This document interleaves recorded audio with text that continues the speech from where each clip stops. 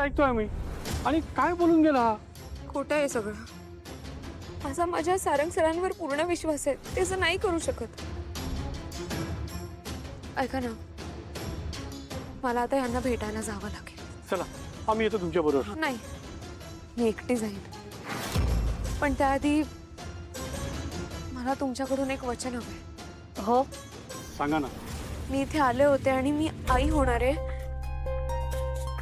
हे प्लीज सारंग सरांना कळू देऊ नका.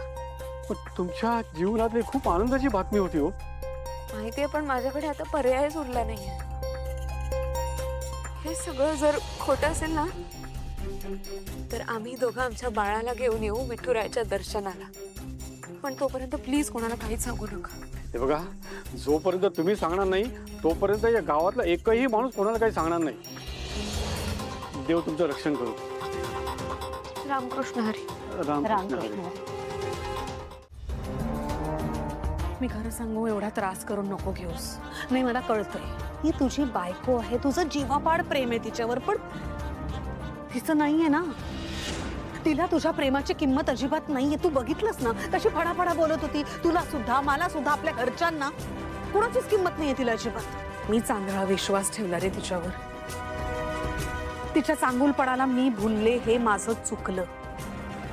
मला ठाऊक होतं एक ना एक दिवस हे सगळं घडणार आहे. ऐक ना, तू न विसरून जा तिला.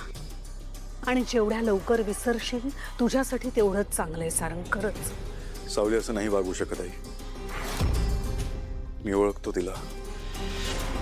तिने नेहमी या घराच्या भल्याचाच विचार केलाय. विठ्ठलावर एवढी श्रद्धा असलेली मुलगी असं नाही करू शकत. तिने तुला पण वाचवलंय.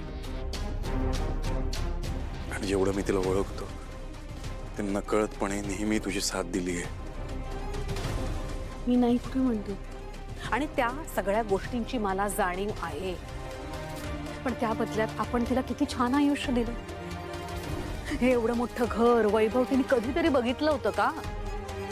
किती आनंदात ठेवलं तिला आपण, हो की नाही?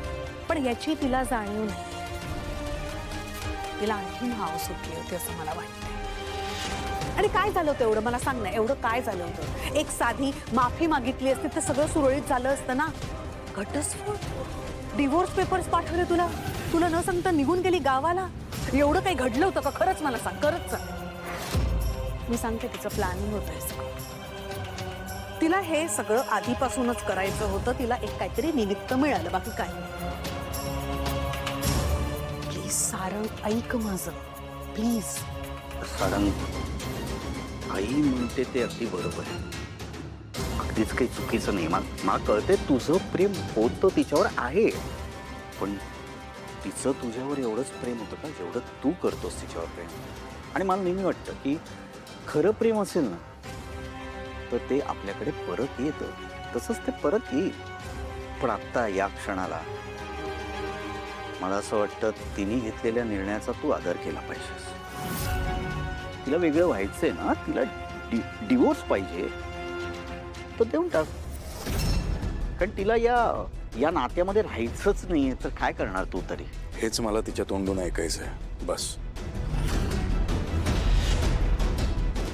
अरे असं काय करतो म्हणजे कोणाचा असतो. सॉरी, माझा आलोच.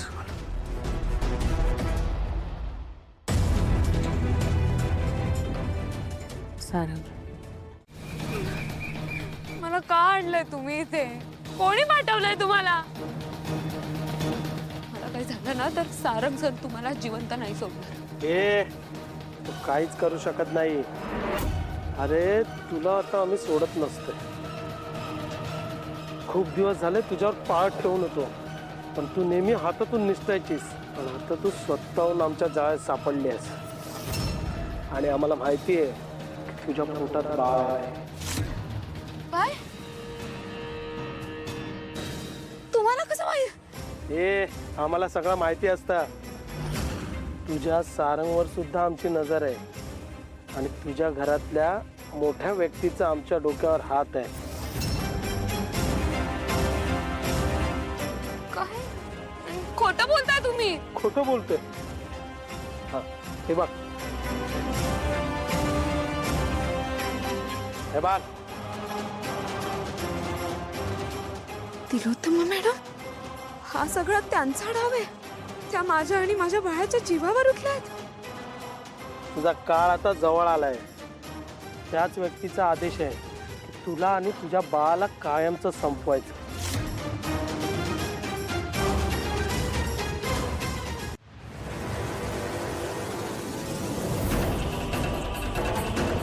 त्याने एक गोष्ट तरी चांगली झाली, रिकाम्या हाताने तरी परत जावं लागणार नाही.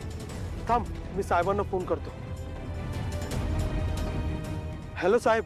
हे बोल बोल बोल, सापडली का रे ती? हो साहेब, ती नाही सापडली, पण तिचा मोबाईल मात्र सापडलाय. गडबडीत व्हॅन मध्ये राहून गेला. तुला बाईला शोधायला सांगितले, फोन कसे? ते ऐक रे म्हणे, फोन माझ्याकडे घेऊन यायचा. विकायचा प्रयत्न केला ना, मारून टाकीन, कळलं काय? स्ट्रेट माझ्याकडे घेऊन ये. हो साहेब, आणतो. सावलीचा फोन. तिला माहितीच नाही केवढं मोठं अस्त्र माझ्या हातात दिलंय तिने. आता त्याचा वापर करतो. तर सारंग जाम पेटला. आता काहीतरी असं करायला हवं की त्याच्या आयुष्याची, त्याच्या प्रेमाची राखरांगोळी व्हायला पाहिजे. क्या बाटी, काय कर.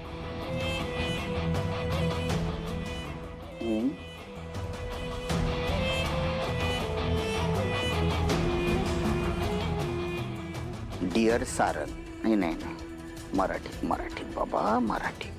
सारंग सर, तिलोत्तमा मेंदळेंचा वापर. आईचा पदर सोडू नकोस कधीच.